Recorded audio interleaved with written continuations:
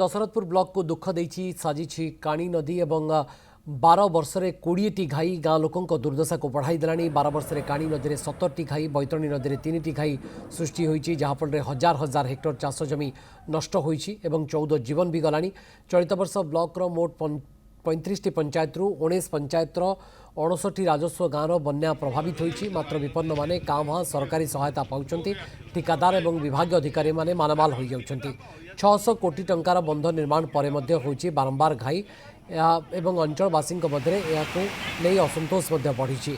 तुरंत एप्रति सरकार दृष्टि दियंतु बोली दाबी करिसेंति गाँ लोके।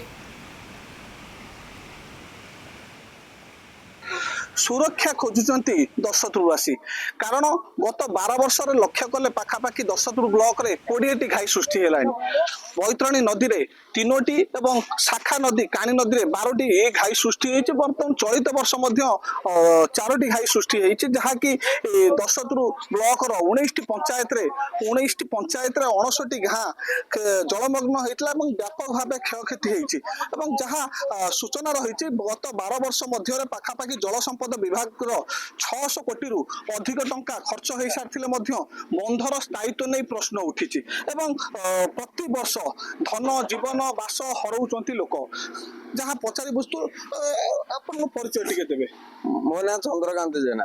कौन कहिबे जो प्रति वर्ष बन्या होउची, कौन कहिबे प्रति वर्ष जो बन्या होउची सरकार को आमे एतिकी कहूछु जे बंध गुड़ाक नदी बंध गुड़ाक सुरक्षित भाव भल भाव बंधेने आमर जो धन जीवन नष्ट हो गला। आमे चाष बहुत करिकी आमर सब धान बाली जमी गुड़ाक पड़ीगला।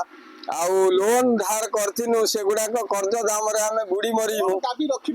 सरकार को आमे एतिकी चाहूछु बंधटा भल भाव हो आम चाष पाई किछि हमको इंश्योरेंस भाव रे किछि सहायता करा जाऊ। जहाँ कहूथिले बंध सुरक्षा पाई जहाँ कहूथिले ए जो प्रति वर्ष बन्या आसुची हजार हजार लोक क्षयक्षति होची, कोन कहिबे सुरक्षा दृष्टि?